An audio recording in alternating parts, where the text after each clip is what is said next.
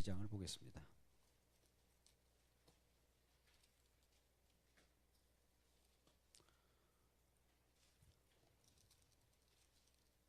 출애굽기 12장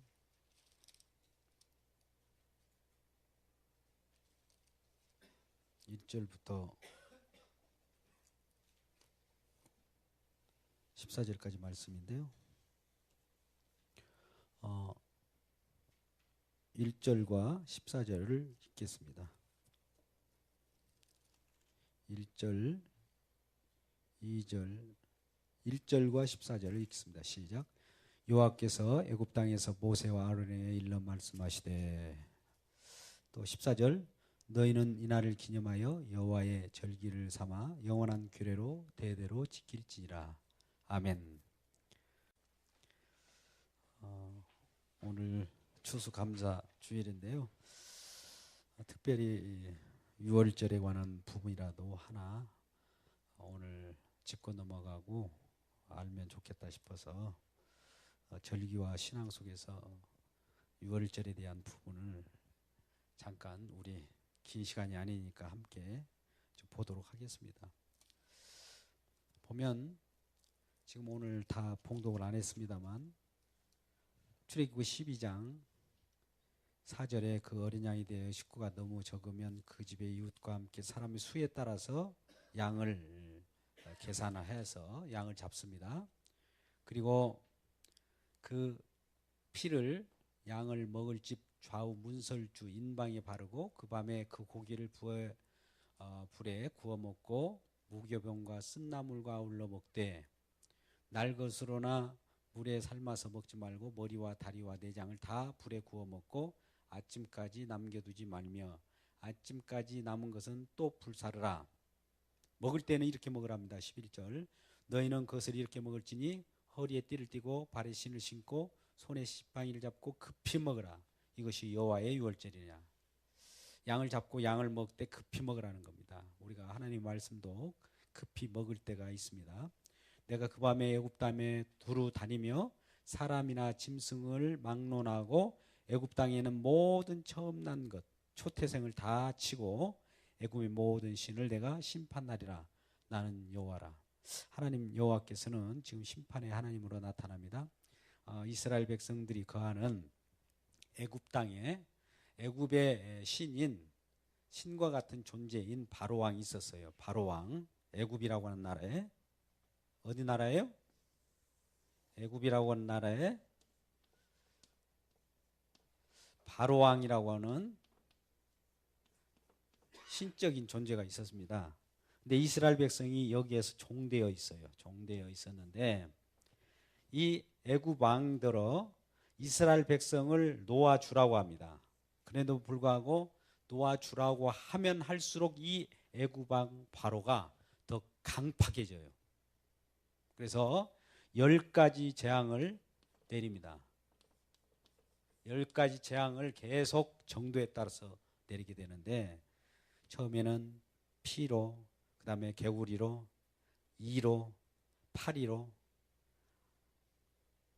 악종으로, 독종으로, 우박으로, 메뚜기로, 흑암으로, 마지막으로 장자재앙, 10번째 장자재앙.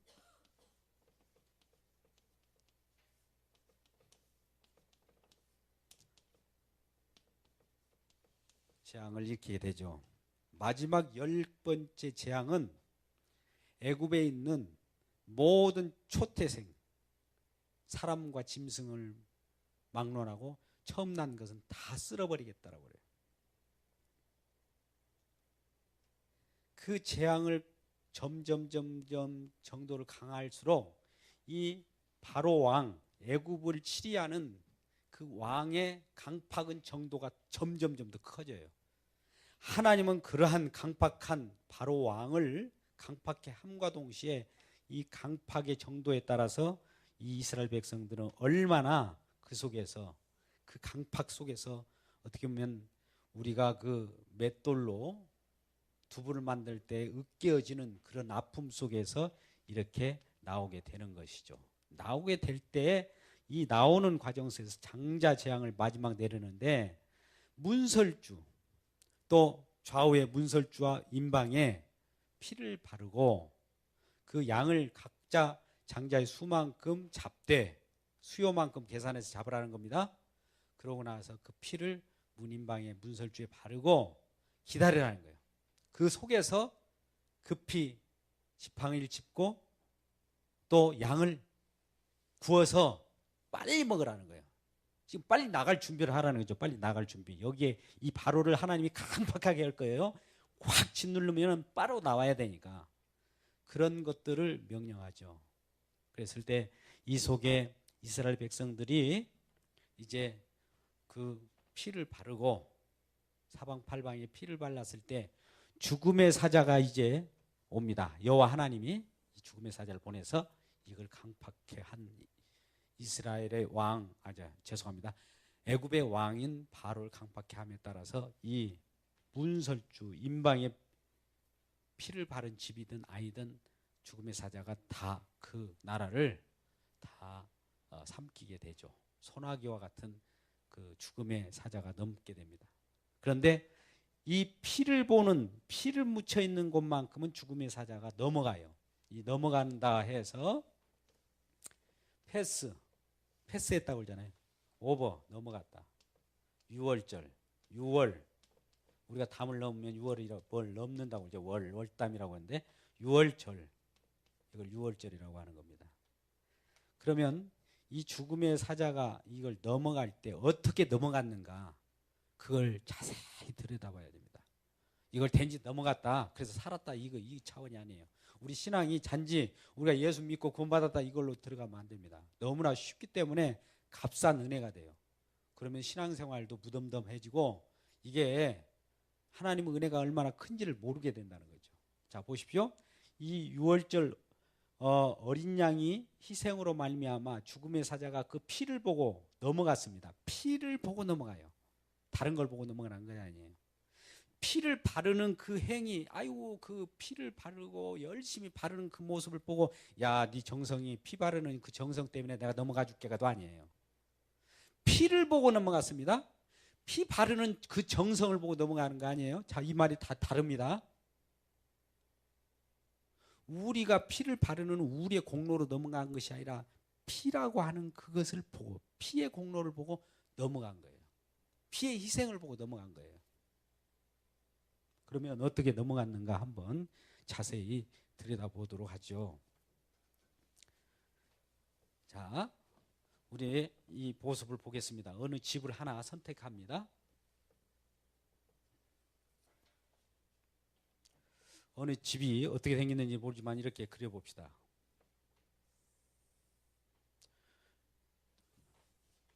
피가 발려 있어요.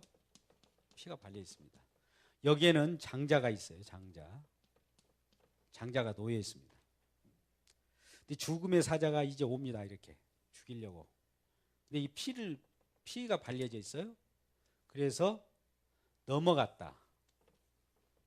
이런 하는 방법이 있고, 피가 이곳에 미쳤는데 다시 이를 죽이고 넘어갔다. 우리가 이 두 가지를 생각해 볼 수 있어요.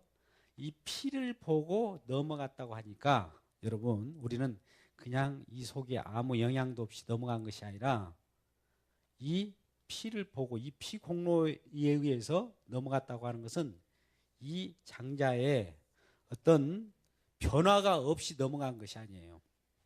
넘어간 이후에 피가 죄송합니다. 이 죽음의 사자가 이거에 들이닥치고 넘어간 전후에 상황이 이런 거예요. 이 죽음의 사자가 비칠 때 이 장자는 누군가의 초태생이었어요. 그런데 넘어가고 나서 보니까 두 가지, 1번이 있고 2번이 있더라고요. 우리는 신앙을 1번으로 생각하니까 오류가 발생해요. 근데 이 죽음의 사자는 이 아들을 죽이고 넘어갔습니다.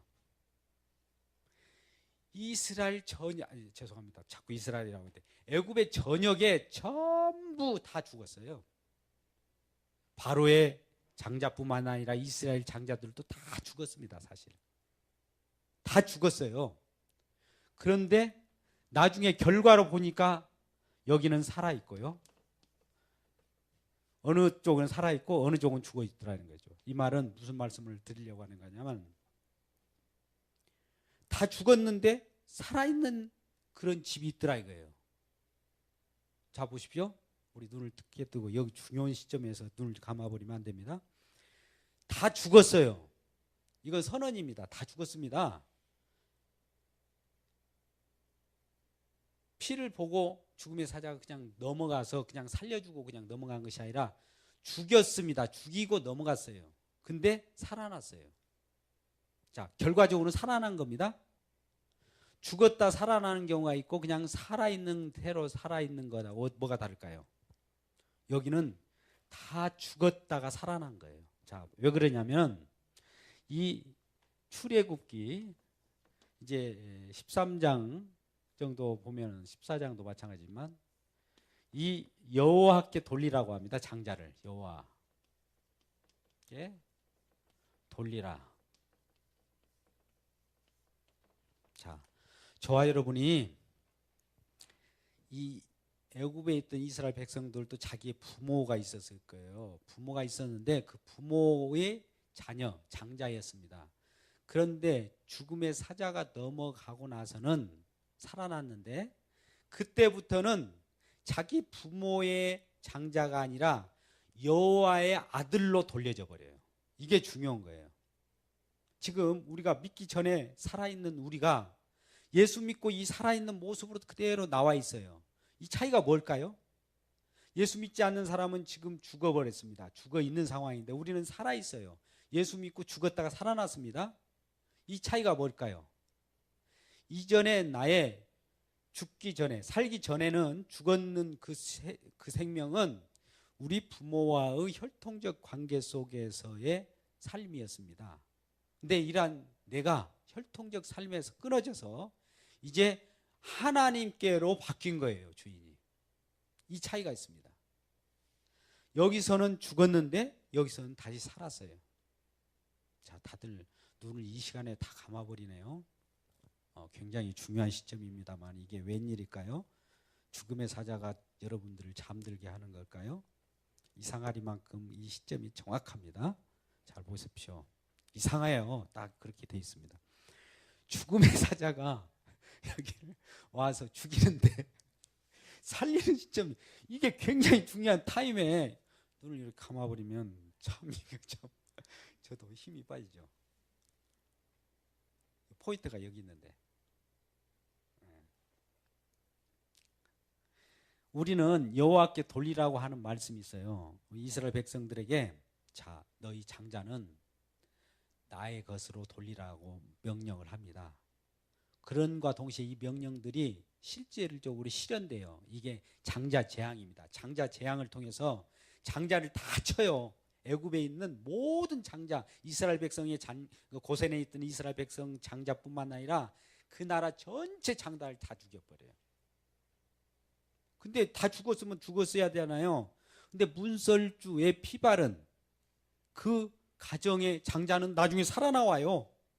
그러니까 처음부터 죽었다가 아니 살아있는 상황 속에서 피 바르고 있다가 살아나온 것이 아니라 살아있는 동안에 문설주 피 바르고 있을 때 죽음의 사자가 그를 죽여놓고 다시 갔어요. 근데 다시 또 살아나는 역사가 일어나요. 이 두 가지가 동시에 일어납니다. 이거 신앙이에요. 우리는 가끔 그래요. 이 세상에서도 좀 열심히 살다가 즐겁게 살다가 유한한 인생 또 서운하잖아요. 죽음이 오면. 그러니까 이 생명을 좀 연장해서 길게 살려고 해요. 이게 이제 우리의 내세라고 생각하고 그것을 얻기 위하여 예수를 믿는 경우가 많아요. 근데 아닙니다. 이 세상도 있고 또 다른 세상이 계속 일자적으로 우리는 윤회설도 아닙니다. 나선형도 아니에요. 우리의 기독교적인 세계관은 인생에 한 번밖에 없어요. 어떤 사람은 예배가 내일 또 드리고 모레도 드리고 다음 또 드리고 그러는데 뭐 우리 놀러 나가지 뭐 다음 주에 예배 드리면 되지 이렇게 생각하잖아요. 이 큰 오산입니다. 이런 것은 윤회 사상에 물들어 있는 사람이나 나선형 생태의 세계관을 갖고 있는 사람이에요. 다른 이방 종교들이 하는 얘기예요. 우리는 이 시간이 안 와요. 지금 순간순간 막 가고 있는 거예요. 절대 안 돌아옵니다. 계속 하나님의 창조의 역사와 구원의 역사가 계속 지속되면서 끝까지 일직선상으로 가고 있는 거예요. 이 영원한 세계 속으로. 그래서 이 이스라엘 백성들이 다 죽었어요. 장자가 다 죽었단 말입니다. 다 죽었습니다. 자, 이렇게 저도 선언합니다. 우리도 이방인입니다. 저와 여러분은 다 죽었어요. 율법 아래서 다 죽었습니다. 죽었던 우리를 우리 주님이 살리셨어요. 이 상황하고 똑같은 거예요. 이 유월절이라고 하는 것이 피 바른 그 집에 죽음의 사자가 그 넘어갔지만은 그 속에 있는 장자를 죽이고 넘어갑니다. 그런데 죽은 그 장자가 피 바른 집에서는 그 피의 공로에 의해서 다시 살아나요. 피 바른 집만. 피 바른 집이 그냥 처음부터 살아있는 그 상태로 가만히 있는 것이 아니라 죽었다가 살아나는 역사가 있어요. 피라고 하는 건 예수 그리스도의 보혈을 나중에 의미합니다만 십자가를 의미해요. 십자가는 죽였다 살아나는 곳이에요. 살아있는 그 상태로 그냥 살아있는 것이 아니에요. 그러니까 우리는 믿는 것은 죽었다가 다시 살아나는 것을 믿음이라고 그래요. 그래서 뭐가 죽습니까? 우리의 세상적인 세상적인 사고방식. 애굽이 있었던 이 사고방식이 다 죽어요. 그리고 광야로 나온 또 가나안으로 나오는 이 하나님의 천국의 세계에 대해서 살아나는 거예요. 자, 여러분께 다시 묻습니다. 이거 굉장히 중요하기 때문에 확인하는 차원에서 이거 제가 이 구약을 여기를 신약과 연결해 보려고 합니다.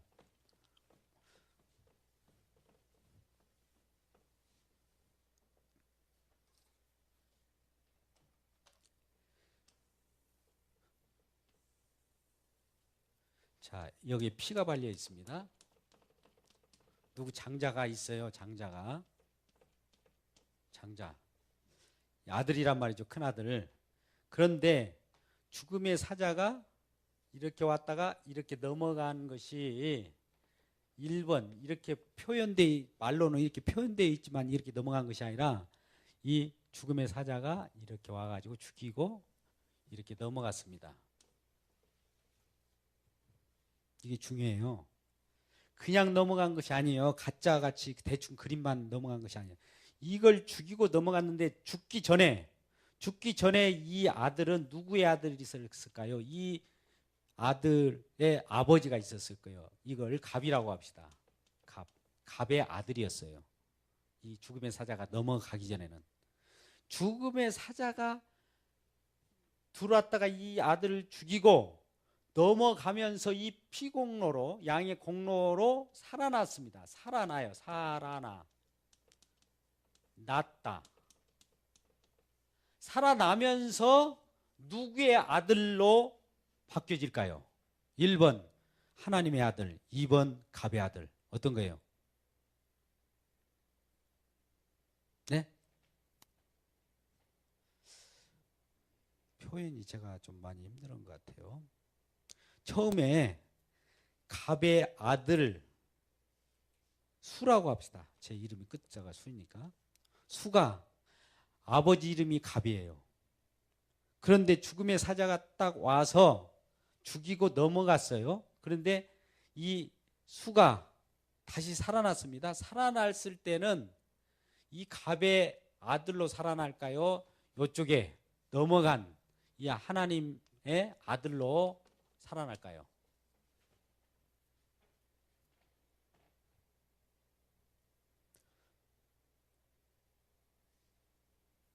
좀 이게 참 힘듭니다. 여기만 알면 참 좋은데. 처음에는 나의 아버지가 갑이었어요. 근데 나의 아버지가 갑이라고 하는 그 혈통적인 그러한 상황을 끊어버리고 이제 내가 갑의 자녀보다도 하나님의 자녀로 바뀌어져 버려요. 옮겨갑니다. 여호와께도 돌리라고 했으니까 장자를. 하나님께서 누구누구 아무개의 아들들이 다 있었어요. 장자들이. 근데 네 아들이 아니라 이제 나에게 돌려다오. 창조주의과 동시에 내가 구원주의니까 내가 창조했으니까 나한테 돌려다오 하면서 이런 일을 벌이는 거예요. 우리는 우리 자녀들을 믿음으로 보낼 때 이때는 내가 관리하는 것이 아닙니다. 오늘날 이런 경우가 있어요. 내 자녀를 교회를 안 보낼 수 있는 것도 내 권한이야. 불신 부모님이 이렇게 말을 했다. 그거는 하나님 앞에 얻어맞을 소리입니다. 왜 믿음은 나하고 관계없어요. 하나님이 주관하신 거예요. 혈통적으로는 내 자녀를 내가 다스릴 권한이 있지만 이 세상 살아가는 세상 방식에 의해서는 믿음의 자녀는 내가 함부로 못 건듭니다. 하나님 거로서 이미 돌려져 버린 거예요. 그래서 아니 내 자녀를 교회에서 누가 오라고 그래? 자기 권한 아닙니다. 예수 믿고 난 뒤에는 하나님의 자녀로 바뀌어져 버린 거예요. 그래서 믿음의 자녀가 교회로 나간다. 그러면 그 교회에 치리하는 여호와 하나님, 다시 말해서 새약의 예수님의 자녀가 되어버린 거예요. 예수님은 오라고 하는데 예수님 말을 들어야지. 내가 육신적인 부모라고 그래서 예수님보다도 내가 더 내 자녀야 이렇게 주장하면 안 된다는 거예요. 우리가 누구로부터 왔습니까? 다 너나 나나 하나님으로부터 왔잖아요. 자, 여기 보십시오. 이 자녀가 본래 갑의 아들이었어요. 갑의 아들이었는데 죽음의 사자가 왔다가 지나간 뒤에는 갑의 자녀가 아니라 누구의 자녀로 바뀌어버립니까? 하나님의 자녀로 바뀌어버려요. 그 과정이 꼭 그래서 이걸 죽여야 돼요. 이 끊는 작업이 죽임입니다. 그러나 육신적으로는 이렇게 끊는다고 해서 그 영향력은 계속 부모님은 부모님으로 있겠죠. 이 세상에 살아가는 동안에는. 서운해하지 마십시오. 이건 뭐 꼭 그 고리를 끊는다는 차원이 아니라 이 상황을 우리 하나님께서는 믿음으로써 우리에게 증명돼요. 우리가 에베소서에서 죽었던 우리를 살린다. 죽였다는 것을 분명히 하기 위해서 왜 어떻게 죽었는가를 항상 확인하는 방법이 율법이에요. 율법을 들여다봐야 죽은 사람, 죽을 수밖에 없고 죽어가고 죽었던 것을 확인하는 작업이 율법을 준 거예요. 율법을 우리들은 지켜갖고 천국 가라는 거 아니라 율법을 줌으로써 율법이 거울이 되어서 점점 가까이 하면 우리에게 줌과 티와 흠이 가까이 보여요. 이런 흠과 티로서는 천국에 갈 수 없는 사망의 권세 아래 있는 죽음의 자녀라는 걸 알아요. 죽을 수밖에 없고 죽었다는 걸 알게 확인한 다음에 이렇게 죽었던 우리가 이제 하나님의 자녀로 바뀌는구나 이런 양화. 자, 이것을 여기 지금 이제 유월절이라고 하는 내용으로 들어와 있지만 이것이 두 번째는 홍해바다를 건널 때도 마찬가지입니다. 잘 보십시오. 조금 이해가 간지 모르겠습니다. 이게 성경 전반적으로 다 흐르는 어떤 맥입니다. 어려운 것이 없어요, 사실. 이것이 우리가 너무너무 힘들어하는데 어려운 것이 아닙니다. 자, 홍해바다가 있습니다. 홍해바다. 홍해. 여기는 지금 애굽 팀들이에요. 애굽 군사가 지금 막 저놈 잡아라 하면서 와요. 그죠? 이스라엘 백성들이 이 배수진을 치고 있다가 어쩔 수 없이 여기서 막 원망을 합니다. 누구를? 모세들어. 왜 우리를 애굽에서 종되게 그대로 놔두지 우리를 끌어내서 이렇게 구원해 주려고 한다고 하면서 이렇게 애굽 군사들이 쫓아오는 이곳에서 우리가 어떻게 도망갈 길이 있느냐.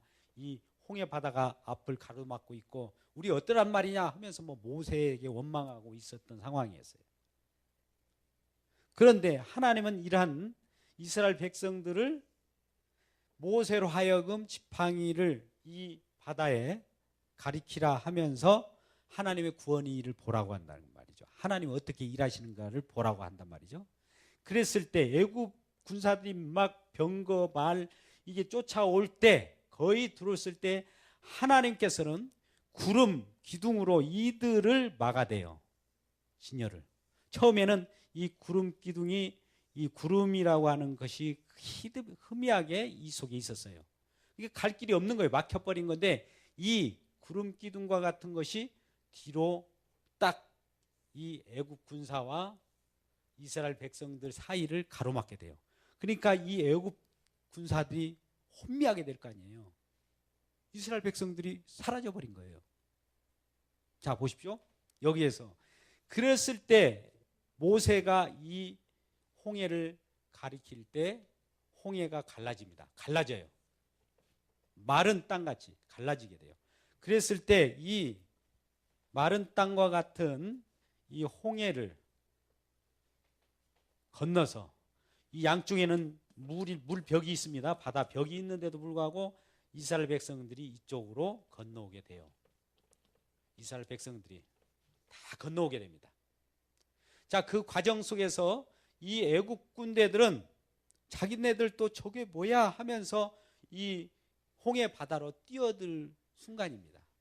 그럴 때 여기서 보면은 애국 군사들이 볼 때 이 바다로 빠져 들어가는 이스라엘 백성들을 어떻게 봤을까요? 잘 보십시오.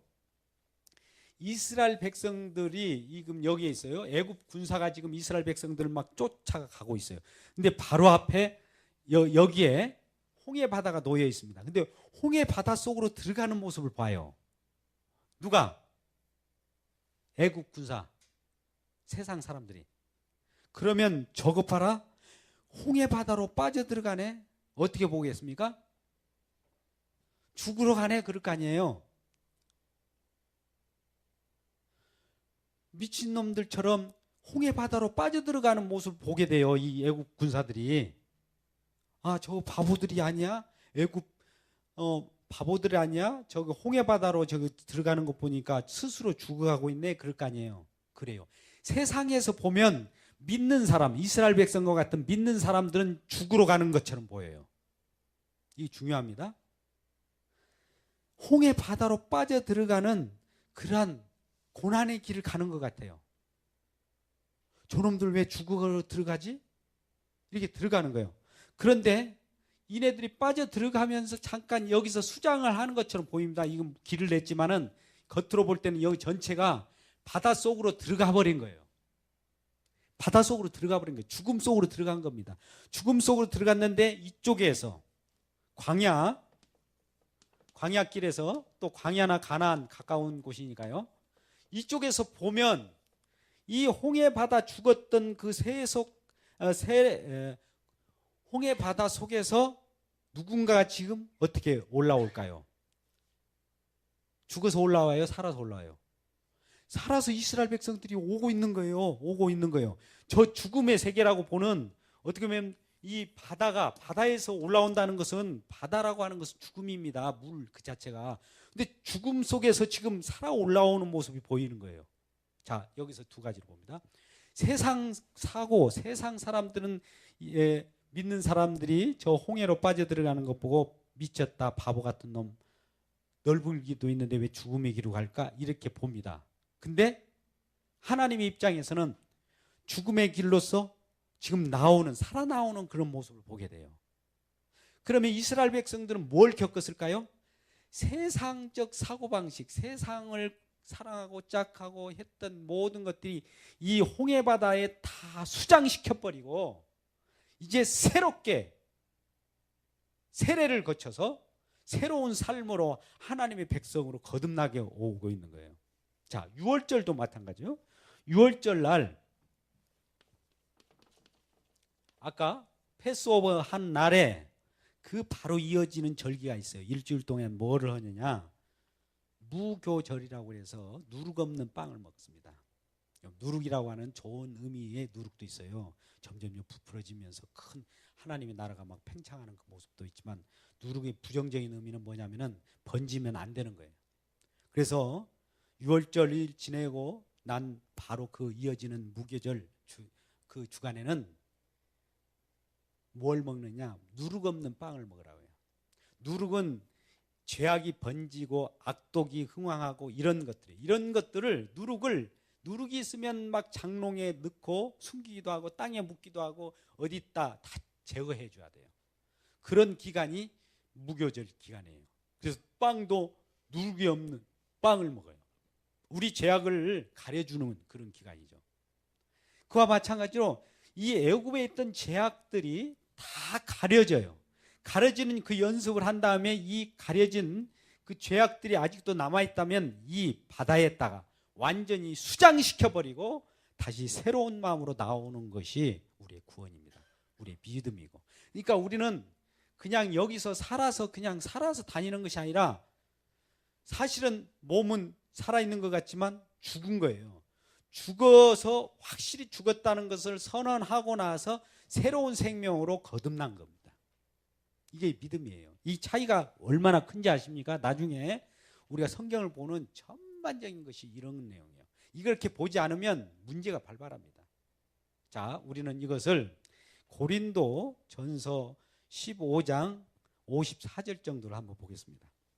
고린도 전서 5장 24절.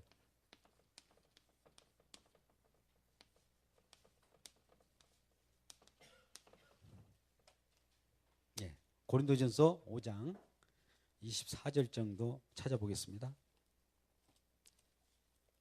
찾으셨어요? 15장 몇 장이요? 15장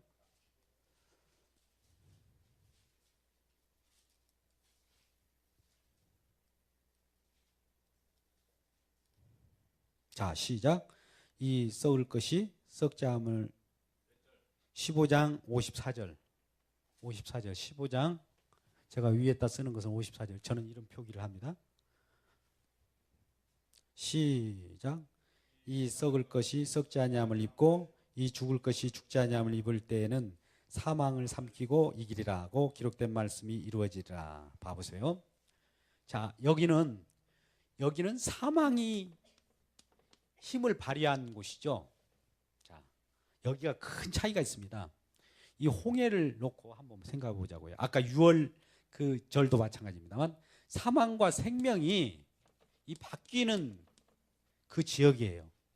여기는 사망이 왕노릇하는 곳이에요. 잘 보십시오. 이쪽은 내가 이쪽으로 옵니다. 생명이 왕노릇해요. 여기서는 사망이 생명을 삼켜버려요. 삼키려고 이스라엘 백성들이 6월절 어린 양의 피로 구원받았는데도 불구하고 애국 군사들은 그런 살아있는 생명을 삼키려고 잡으라, 처럼 잡아라 하고 가는데 이들은 다시 죽음을 확인하고 이쪽에서 살아나옵니다. 그래서 이쪽에 살아나오는 이 생명은 이쪽 애국 군사가 이쪽 생명을 넘나들기 위하여 이 홍해를 건너오게 되면 이들은 수장돼 버려요. 죽어요. 이 말은 뭐냐면 생명이 사망을 삼켜버립니다.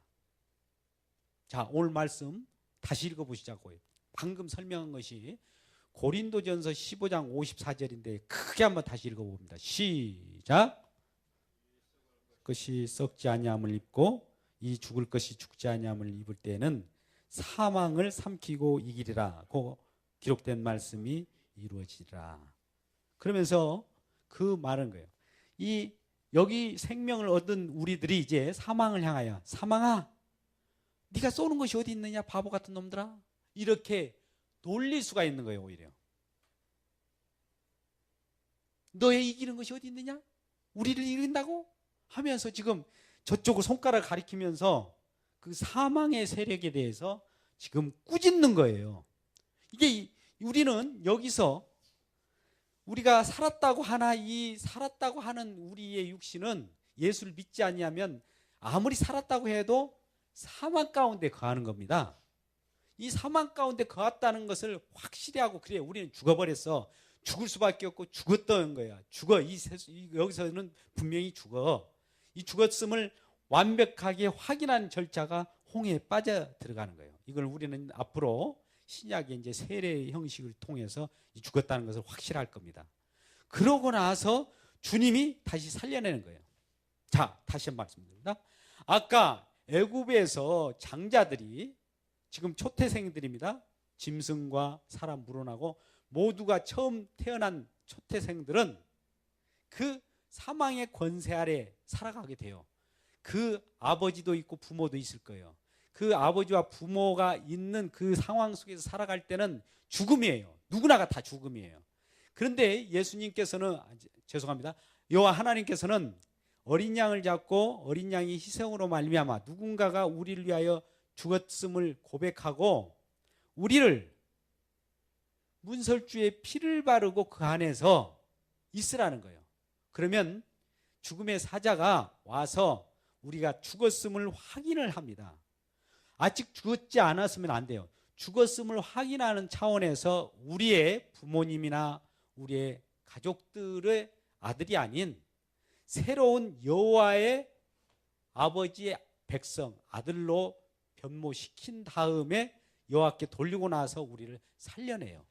자, 이 말은 뭐냐면은 나의 육신적인 아버지, 자녀로부터 이제는 하나님의 자녀로 바뀐 거예요.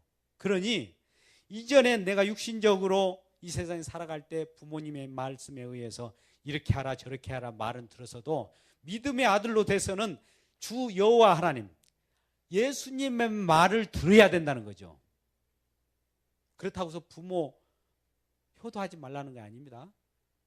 이 주체가 바뀐 거예요. 나의 지금 주인은, 진정한 주인은 예수님이셔요. 이렇게 바뀐 거예요. 이 생명을 주관하는 분이 나를 이제 인도하는 거예요. 아무리 내가 육신적인 아버지가 나를 믿지 않으면 이쪽에서 아무리 좋은 일을 해줘도 사망 그 자체입니다. 근데 이제 생명으로 이렇게 다시 옮겨진 이 상태를 죽었다가 살아났다고 해서 부활이라고 돼요. 부활은 꼭 죽었다가 살아나야 돼요. 여기서도 살고 여기서도 살고 하는 부활은 있을 수 없어요. 부활이라고 하는 것이 성립이 안 돼요.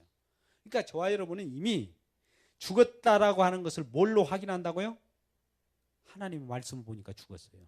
성경 말씀을 보니까 죽었어요. 율법을 적용해 보니까 죽은 자예요. 우리가 죽었음을 확실히 알기 위하여 우리가 성경을 보는 겁니다. 성경 보고 복을 따내고 그러기 위해 성경 보는 게 아니에요.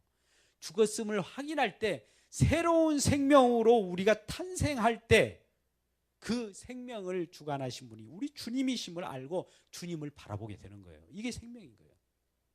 이게 너무 쉽잖아요. 힘들어요?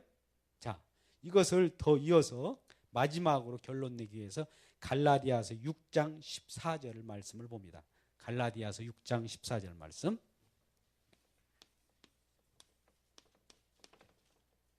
자, 갈라디아서 6장 14절 말씀. 고린도서 다음 갈라디아서 6장 14절 있죠? 자, 크게 찾으셨으면 갈라디아서 몇 장이요? 6장 몇 절? 자, 크게 읽어봅시다. 시작. 그러나 내게는 우리 주 예수 그리스도의 십자가에 결코 자랑할 것이 없으니 그리스도로 말미암아 세상이 나를 대하여 십자가에 못 박히고 내가 또한 세상에 대하여 그러하니라. 아멘. 이 말이 뭐예요? 어떻게 보면 이 죽음의 이 여정이 여기가 어떤 십자가의 역할을 하는 거죠. 이런 내용들이 장차 올 유월절도 마찬가지고 세례도 마찬가지고 모든 것이 뭘 지금 가르치고 있을까요? 지금 갈라디아서 오늘 본문 말씀 6장 14절에서 사도 바울이 뭘 자랑한다고 그래요? 예? 십자가밖에는 결코 자랑할 것이 없다라고 하면서 십자가의 내용에 대해서 지금 설명합니다. 부연 설명하는데 뭐라고 합니까?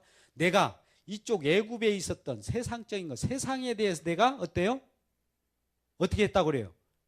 살았다고 그래요? 세상에서도 살고 생명에서 삽니까? 아니면 세상에 대하여 뭐라고 그래요? 세상에 대하여 죽었고, 예, 죽었음을 확실히 하는 겁니다. 십자가에서 그걸 선언하는 거예요.